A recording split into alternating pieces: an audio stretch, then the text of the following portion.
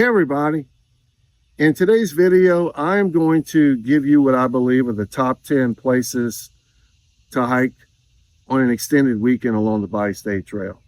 Now, as I go through this top 10, I will recommend to you how you can cut that down if you'd rather just hike 2 days rather than 3 days.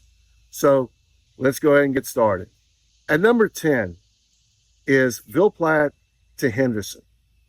It's approximately 55 miles. You have basically a great opportunity during this stretch to be able to experience much of the Cajun Prairie section, where you can be going through a few towns. Starting in Ville Platte, if you go southbound, you'll have about a 20-mile walk to get to the town of Washington. You'll be going through two small communities, which are Bel Air Cove and Plaisance. You're going to also get a little bit of break from walking on asphalt, because there are a couple of sections going into and out of Plaisance that puts you out in the country on gravel roads. If you're going southbound about 13 miles in, you're going to reach Plaisance, and you can stop and have a great lunch over at Quibido's Cafe. After that, you'll resume your hike, and you'll reach a point along the trail that's very neat to see, because you're going to be reaching what they call the Tesh Ridge. It's a land formation that was formed thousands of years ago when the Mississippi River used to run through this area, and it connected with the Cajun Prairie. From there, you'll go into the town of Washington, and Washington is known for its antique stores. There's plenty of them, particularly the Washington Old Schoolhouse, that is a converted school years ago into a huge antique mall. So if you have a chance to hike through the town of Washington on the weekend, then you're definitely going to enjoy checking out the Old Schoolhouse when you have time. From there, the trail exits you out of the town of Washington, where you're going to be following along Bayou Catablo, which is a beautiful stretch for 15 miles that takes you through the town of Port Barre, just slightly over the midway mark for day number 2. And they have several great food options there as well. And then, of course, there's the campsite over in Port Barre, and we have information on the website about that. But you can always camp out there for the night if you like. From Washington to Highway 190 is 15 miles, so you may not want to break up that second day and just proceed all the way to Highway 190. If you want to extend for a third day, you can hike the first full day along the Chaffalay Basin levee stretch for about 20 miles, where it'll take you down to the town of Henderson. Parking wise, your best option is to contact the city of Ville Platte. And of course, in the town of Washington, you could have plenty of options there as well if you decide to start or end there. If you decide you want to stop at Highway 190, really a small parking lot, and it's kind of excluded from everything. So if you don't feel comfortable parking at that boat landing, that's where I would just suggest you get transportation back if you want to end your hike there. However, if you do want to continue on to the town of Henderson, there are plenty of parking options available, where you can park at the boat landing. You can check with Pat's Fisherman's Wharf, see if it's okay to park there overnight, or you can just go to where we have an official campsite at the Henry Guidry Memorial Park, where you could park there to end your hike. If you want to check out the footage of this stretch on my Bayou State Trail playlist, go and check out days 23 through 25, where I cover that specific stretch from Ville Platte to the town of Henderson. Coming in at number 9 is the Ivan Lake Recreational Area to the Caney District of Kisatchie National Forest.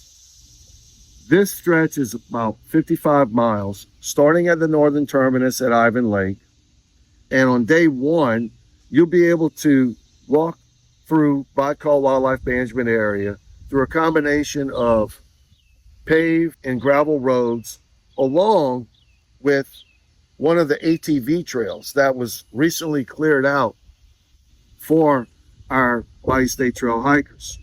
You'll end your first day at Tom Merrill recreational area. They have plenty of campsite options available. And then on day two, you would hike another 15 miles to get to the town of Cotton Valley. This is a beautiful stretch of the trail. It follows you along Cotton Valley Road with a large portion of it on gravel.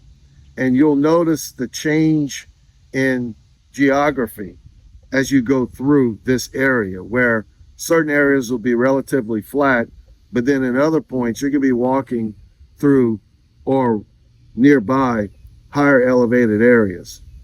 On day three, you would hike 25 miles to get from the town of Cotton Valley to the Beaver Dam campground, where it's primarily road walking, but in the last 5 miles, you enter Kisatchie National Forest, and you'll be able to start following through some of the gravel forest roads that will eventually lead you to the Beaver Dam campground area. Now, there's no camping available yet in Cotton Valley. So if you want to do this for 3 days, I would just check in with Bayou Wildlife Management Area and see if you could camp out at the primitive campsites that's more on the east side of the area. It's right when you're exiting Bayou Wildlife Management Area, and it's about 3 miles west of Cotton Valley. Now, that's going to extend your hike if you want to go all the way to Beaver Dam campground area, which would put it closer to 28. So my suggestion would be, if you really want to do this for 3 days, I would make arrangements to make it a shorter day, which would be closer to 12 miles on day two. Camp out at that primitive campsite, and then see if you can find a place inside Kisatchie right when you get into the Caney district off of one of the forest roads where you can park. If you're familiar with Kisatchie National Forest, people do that all the time. There won't be any designated parking areas, but a lot of times you'll find some old forest roads that dead end. That's easy to be able to park. And of course, if you're not comfortable doing any of that, my suggestion would be to get someone to pick you up from the Beaver Dam campground area and bring you back to Bayou Wildlife Management Area. If you want to check out what that stretch looks like on my Bayou State Trail playlist, it's covered on days 1 through 3. Coming in at number 8 is the Loran Campground inside the Calcasieu District of Kisatchie National Forest to Chico State Park. This stretch is approximately 42 miles, where you would start at the Loran Campground area and hike about 15 miles to the town of Glenmore. Along that stretch, you'll be passing through what was the old Camp Claiborne. It was an old military base that was highly used for training during World War II, and you'll be able to catch a few of the old structures along the way. Once you exit Kisatchie, you'll have the last 6 miles of road walking as you'll be passing through the small village of McNary before reaching Glenmore. From Glenmore, you would then continue on rural roads and eventually get into Turkey Creek for a 15-mile day hike, where you'll have the Turkey Creek Speedway. It's an old racetrack that's been converted to camping exclusively for Bayou State Trail hikers.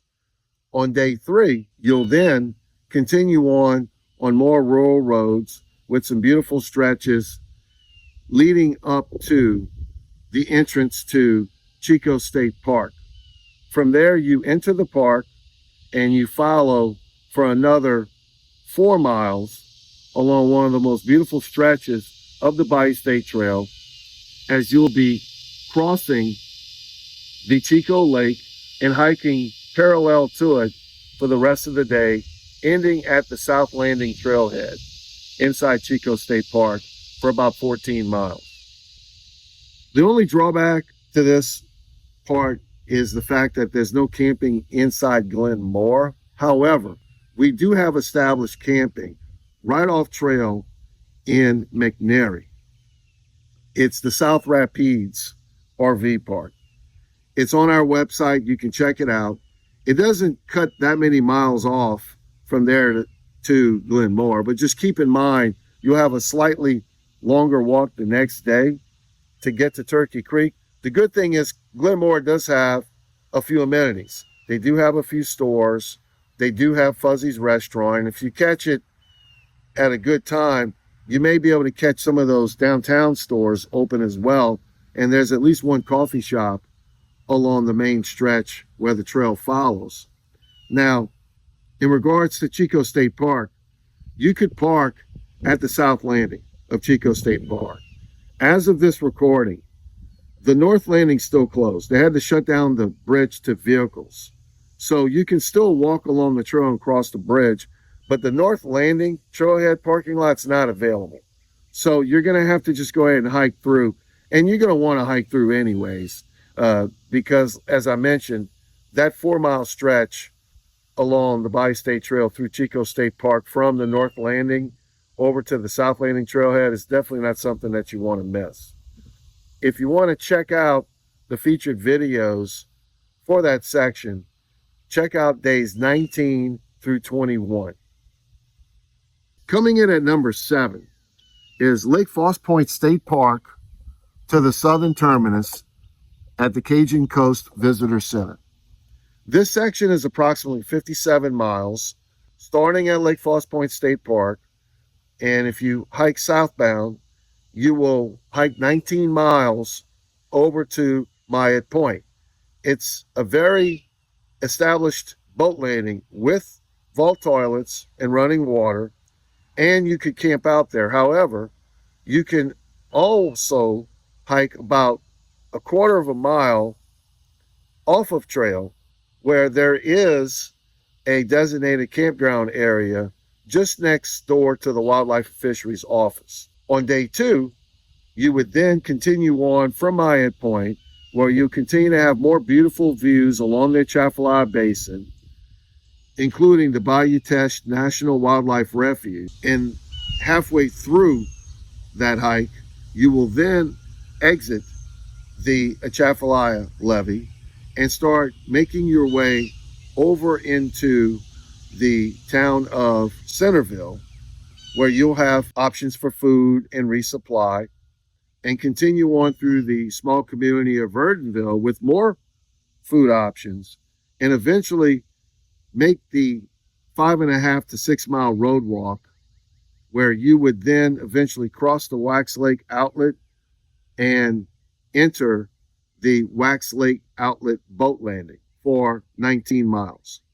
On day 3, you would then continue on following along Bayou Teche along several roads, including Highway 182 and another beautiful stretch on the other side of Bayou Teche, which is the Victoria Plantation Road, when you would eventually reach the Atchafalaya Levee and cross back over Bayou Teche and the start of the lower Atchafalaya River back on the 182. From there, you're going to have a beautiful stretch going through the town of Patterson with several options for food, water, and potential resupply, exiting Patterson, and then you're going to now be short distance away from Bayou Vista, where you have more options for food and resupply.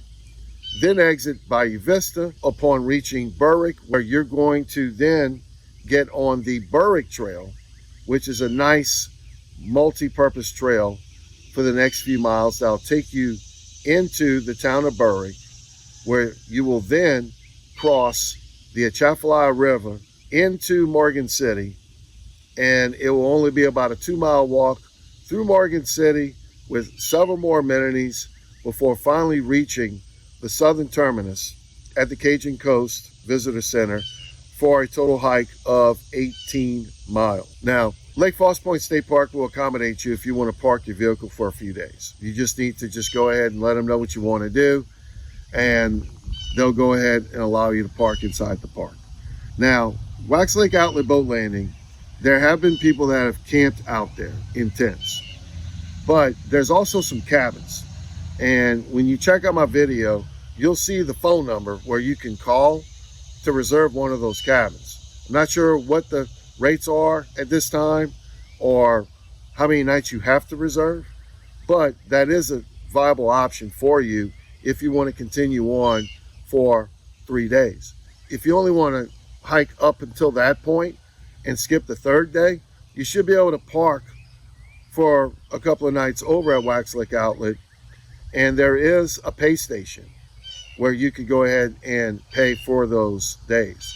Now, the southern terminus, you may want to check with Cajun Coast to make sure it's okay to park there overnight. But there's several options around there, and I'm sure they'll work with you. We're still working on, as you can tell, getting more things lined up with the trail. But we are in contact with Cajun Coast. They're very excited about this location being the southern terminus for the trail. So if you call them in advance and let them know what you're trying to do, I'm sure they will accommodate you.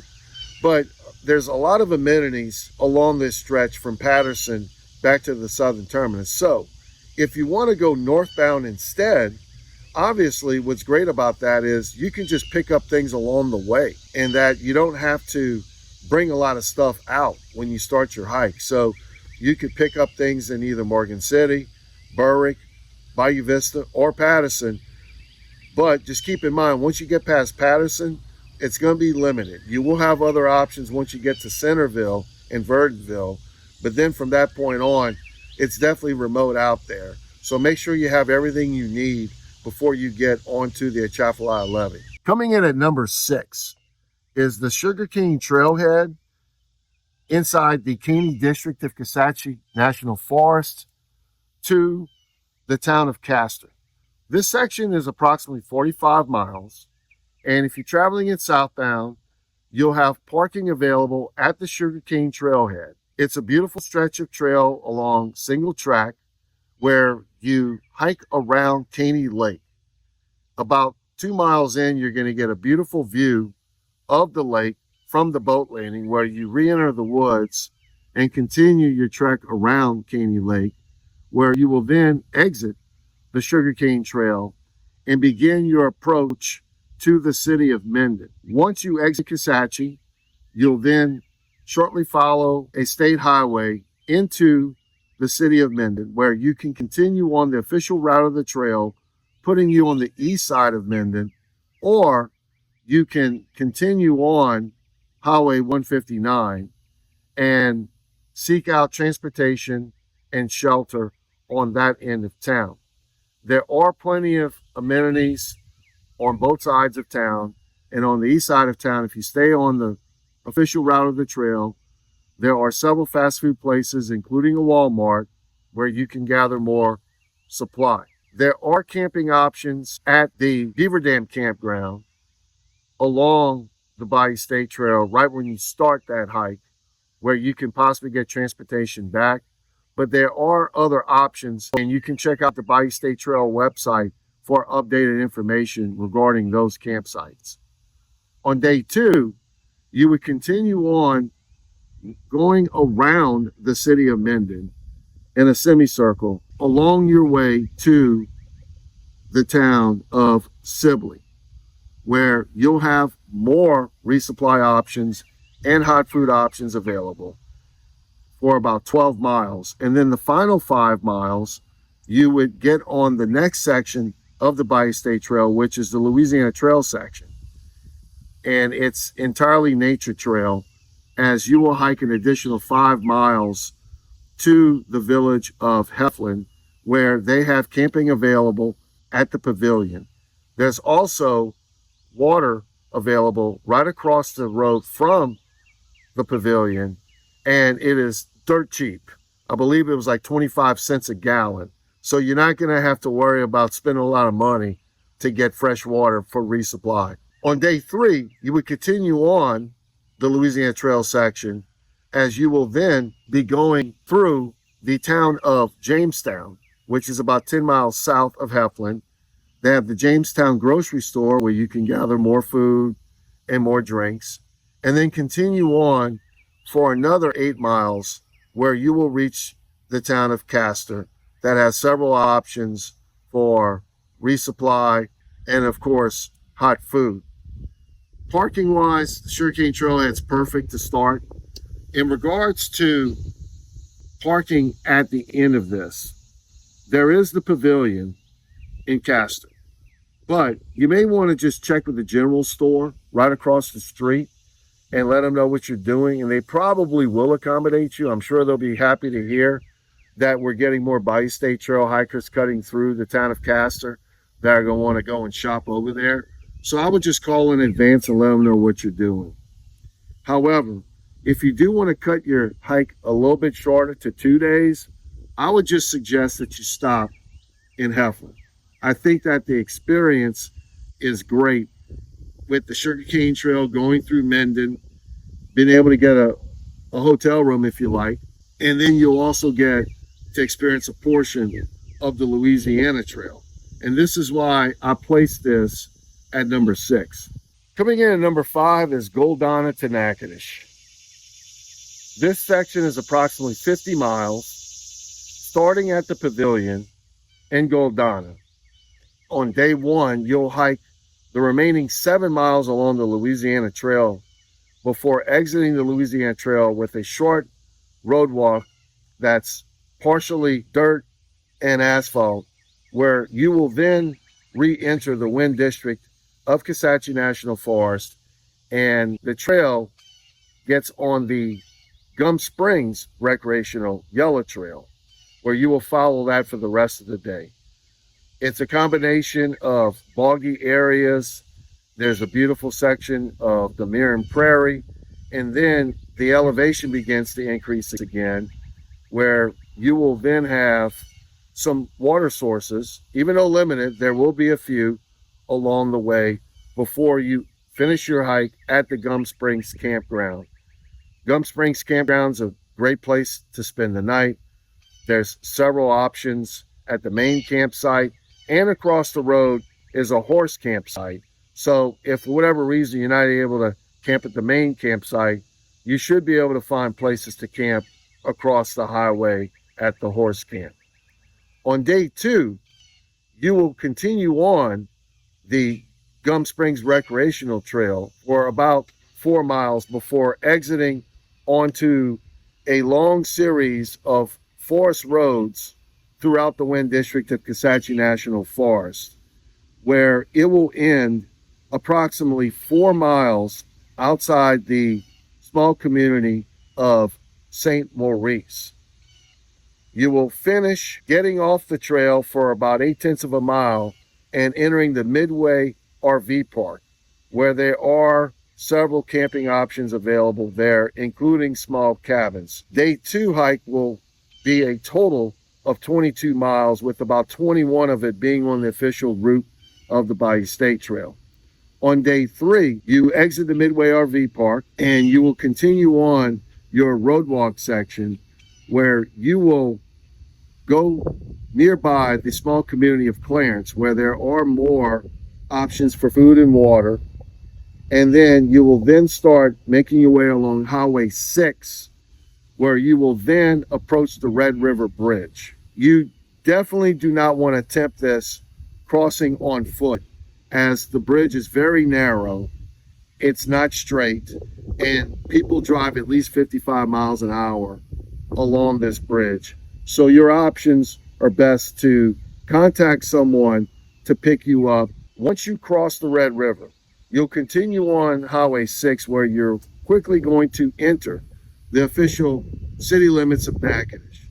And this will be a very pleasant stretch, as you'll get to witness some of the famous B&Bs located along Washington Street, which eventually will turn into Front Street. If you're a sports enthusiast, you'll be able to walk right in front of the Louisiana Sports Hall of Fame before you enter Front Street. And from there, plenty of food and shopping options at that point, along with several lodging options as well. The day 3 stretch will last you about 15 miles.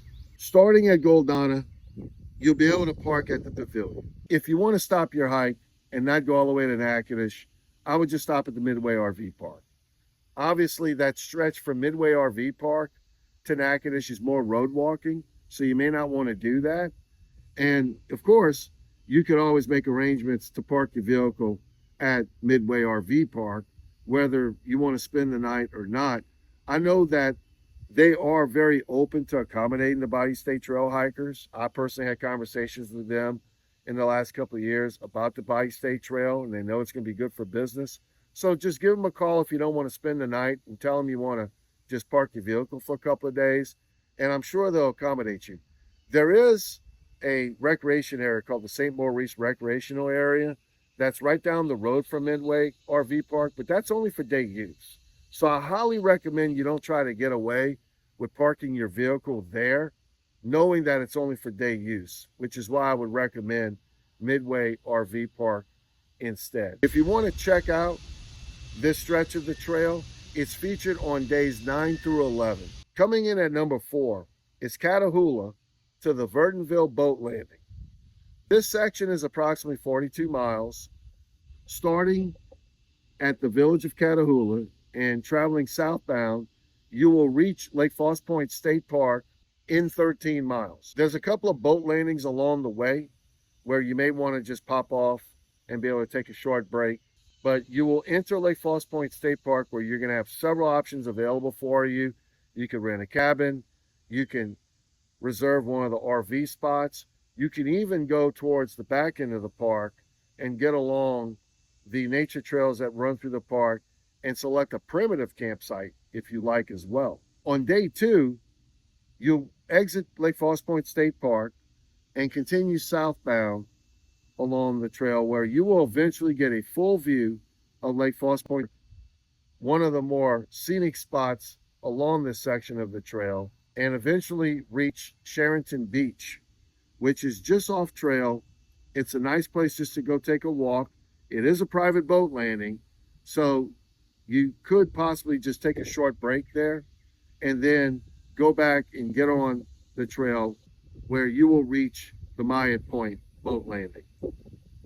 From there, as I mentioned earlier, you have camping available at either the Maya Point boat landing or right off the trail at the designated camp spot next to the Wildlife and Fisheries Office. If you want to continue the hike for day 3, you would continue on for another 10 miles before reaching the Verdonville boat landing. Now, this section does overlap the one that I talked about earlier, where you could start at Lake Foss Point State Park and reach the southern terminus of the trail. But the good thing about this one is it's exclusively on the levee. So you'll be able to just experience the Chaffalot Basin without having to do any road walking or going through any town. Just keep in mind, though, that this stretch is very remote. So when you leave Catahoula, or if you're going the other way and you're starting at Verdonville, make sure that you have enough food for that stretch. Now, water is available at Maya Point, so you're going to have that option. And of course, at Lake Foss Point State Park as well, which, by the way, they do have showers too, for those of you who may want to take a shower once you get there. In regards to parking at Catahoula, there is a boat landing that's well used. Now, just keep in mind that most of these boat landings are primarily for day usage. So you may or may not feel comfortable parking overnight at one of these boat landings. So what I would suggest is just see if you can get someone to drop you off in Catahoula if you're going to go southbound, and of course the opposite way, northbound. Verdonville is more of the same. It's a decent sized parking lot where you could park off to the side and not get in the way with the boats, but it's going to be the same premise. There's not going to be a whole lot of people around in the evenings. So you may want to do the same thing where you may just get picked up or dropped off on that stretch of the trail as well. Coming in at number 3 is Castor to the Gum Springs Campground.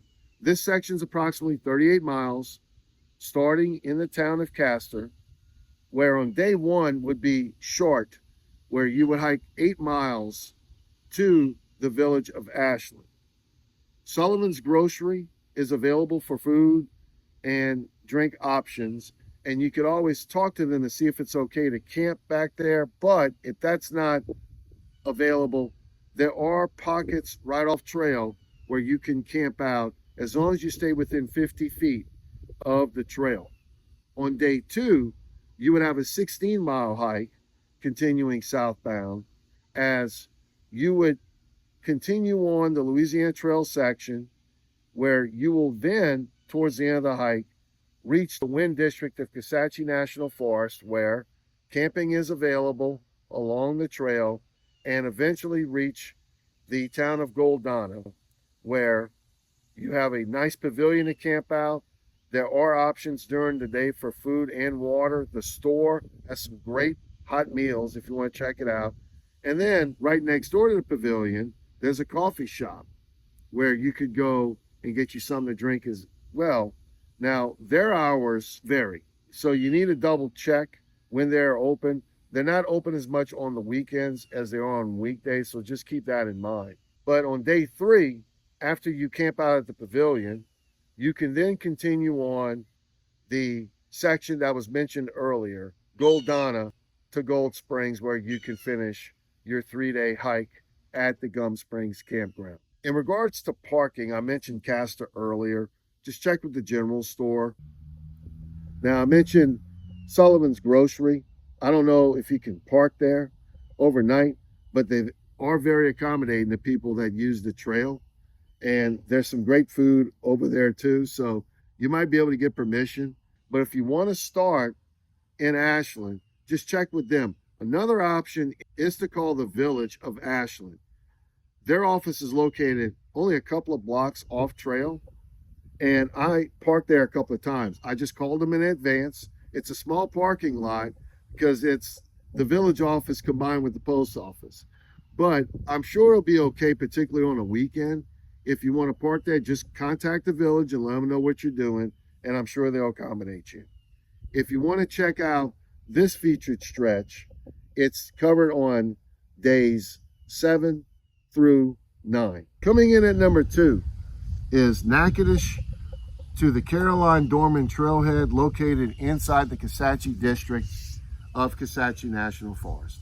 This section is approximately 43 miles, starting in downtown Natchitoches, where you will have one of the best road walks along the entire Bayou State Trail, as it will continue you on Front Street, where you will see more scenic structures, including the Steel Magnolias bed and breakfast, which, by the way, the movie Steel Magnolias was filmed in the city of Natchitoches. And as you exit Natchitoches, you will then start following along the Cane River Lake, which is a beautiful stretch, beautiful homes along the way, and it's such a great road walk, it doesn't even feel like one.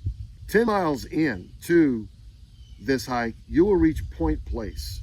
If you exit Point Place for a short distance down, a little less than a mile, you'll reach the Point Place Marina. It will be a great place to take a break, get you a cold beverage, and if you want to stop there for the night, camping is available on the property. From there, you have another 9 miles to get you to the community of Cypress. Along the way, you will reach the Cane River Creole National Historical Park, which is a great place to take a break and be able to go on a short tour, if you like, to be able to soak in the history of the Cane River Creoles that dominated this area. Once you reach the village of Cypress, you will see 3J's Four-Way, a great place to get a few resupply options, but more importantly, to get hot food. They serve food early in the morning till late in the evening, and they do have an excellent menu option, including in the mornings an excellent breakfast bar. Just next door, you'll be able to camp out at the Pecan Orchard RV Park, where cabins are available, and a new tent campsite is available for Bayou State Trail hikers. On day 2, you will complete your road walk where you will cross under I-49 and then get onto Good Hope Road, which is a beautiful dirt gravel road leading you into the Kisatchie district of Kisatchie National Forest. From there, you will get on the Sandstone Trail for about 4 miles as you continue southbound, where you can camp out at the Coral Camp. Now, there are 2 more campsites available right after Coral. If you want to continue your hike a couple of more miles, about a half a mile south of the Coral Camp is the Oak Camp that has similar amenities. They have vault toilets, plenty of open spaces to set up a tent, but they do not have running water. So I would suggest you pick up some water before you reach Coral Camp, because there are a couple of natural water sources in that stretch.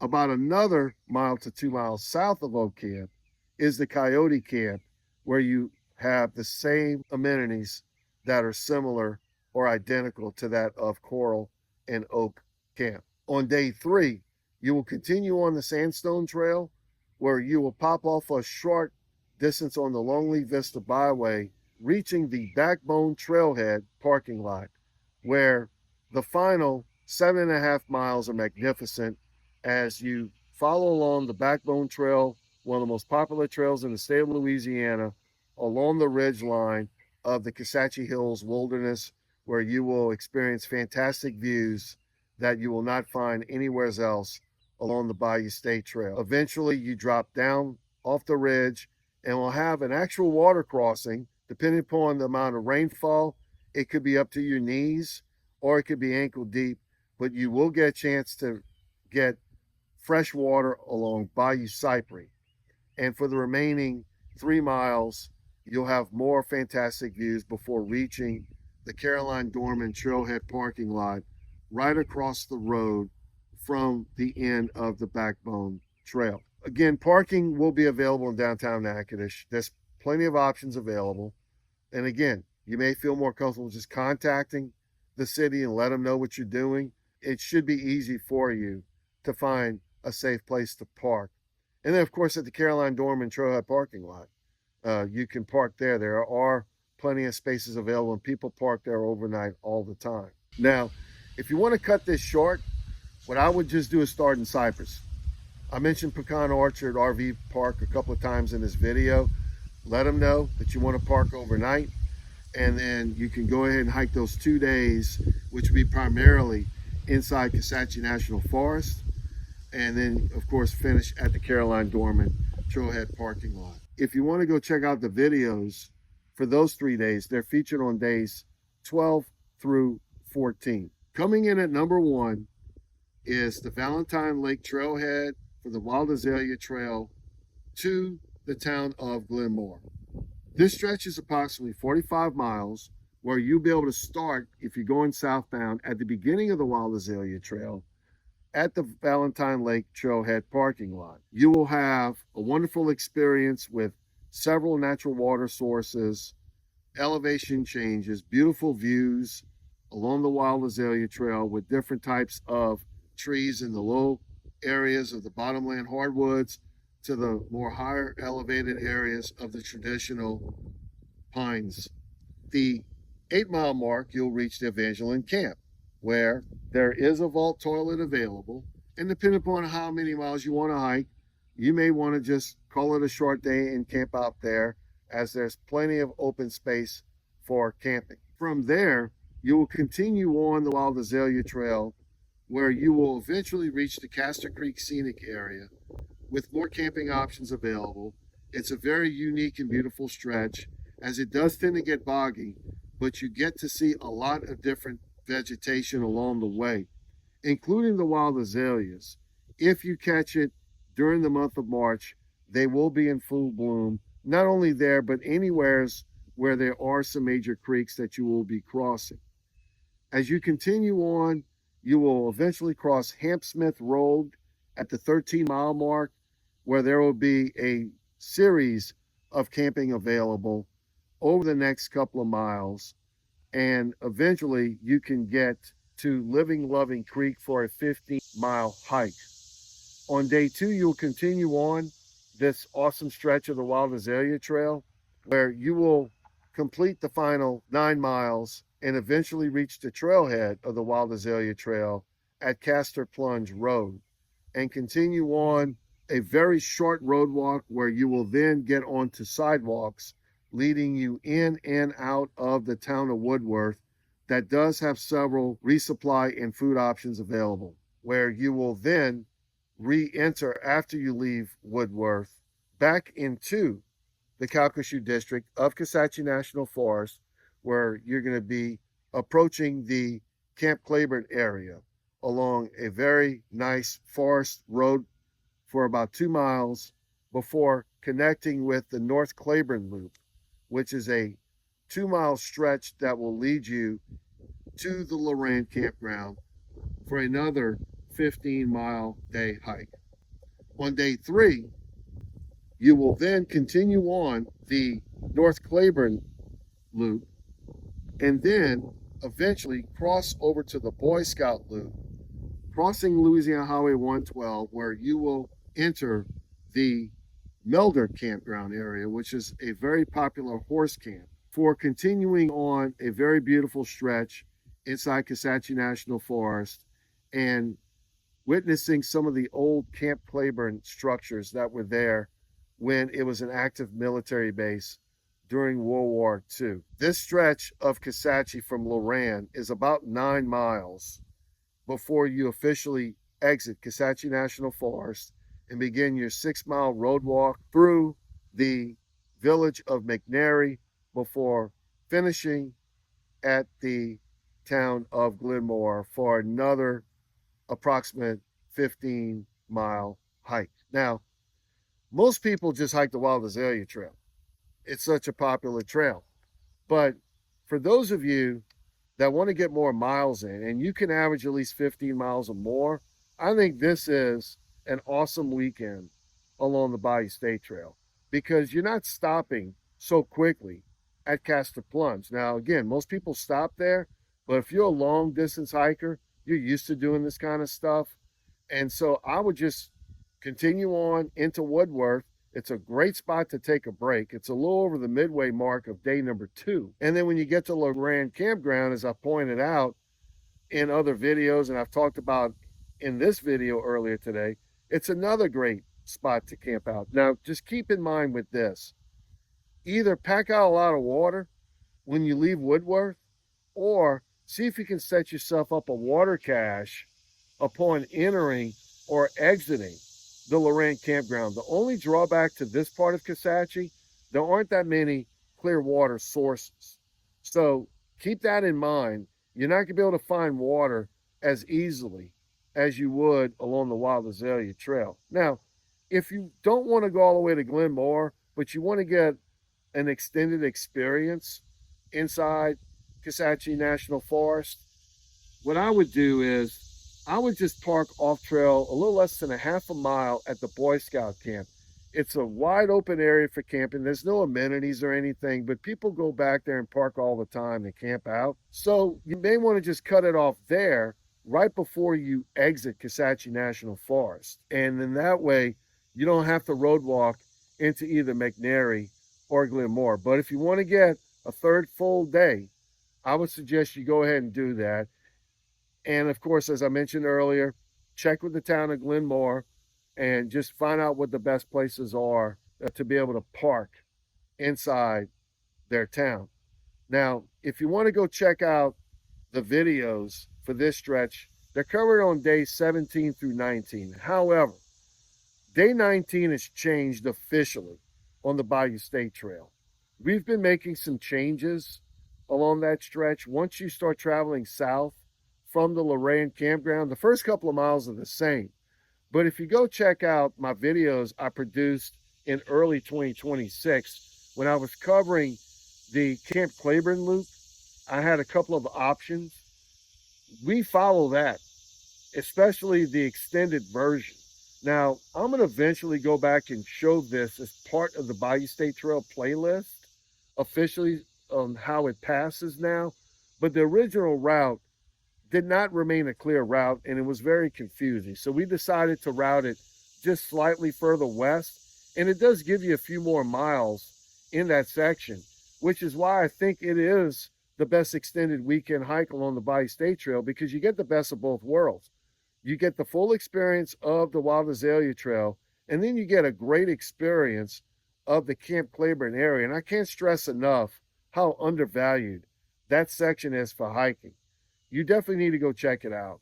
And if you want to extend it, as I said earlier, as a full weekend hike, to me, I think it's the best one. Of course, some of these other ones I mentioned today are great as well, and it depends upon mileage. So if you do cut out the Glenmore stretch from Kisatchie National Forest, then you're looking at closer to 40 miles. But of course, a lot of these other stretches are great as well. I could go into full detail on every single one of them, but I just suggest that you go back and watch those videos and see for yourself. We have more updated mapping coming out. We're going to have some very popular apps moving forward that are going to be featuring the Bayou State Trail, including Far Out. So you're going to be able to learn a lot just from that app as more hikers get on the trail and make notes of these stretches of the trail, including notes that are going to be carrying over from what we have from our map. So if you want to go and get that information now, you can go download the map from the Bayou State Trail website, where you can download it in either a KML or KMZ file, so that you can incorporate that to some other hiking apps, particularly Gaia, which facilitates those file options. Some of these weekend stretches are a little long. And of course, when you're featuring a trail the length of the Bayou State Trail, it's obviously going to appeal a lot of long distance hikers. But for those of you that don't want to walk as many miles, even if you don't want to average 15 per day and you'd rather keep it closer to 10 per 12, I would definitely go back and look at these top 10 hikes that I featured in today's video and cut it down even further. You might be able to take 2 days and turn it into 3. Or of course, you can just take one of the days that's featured in this top 10 list and turn that into 2 days and 1 overnight. Either way, I greatly hope that you all take a look at this carefully. I know a lot of you out there are from Louisiana and you've done a lot of hiking in Louisiana. You've probably done a lot of these stretches already, but I encourage you to extend it, expand upon it. There's a lot of great places to hike outside of these well-established trails that we've connected the Bayou State Trail to.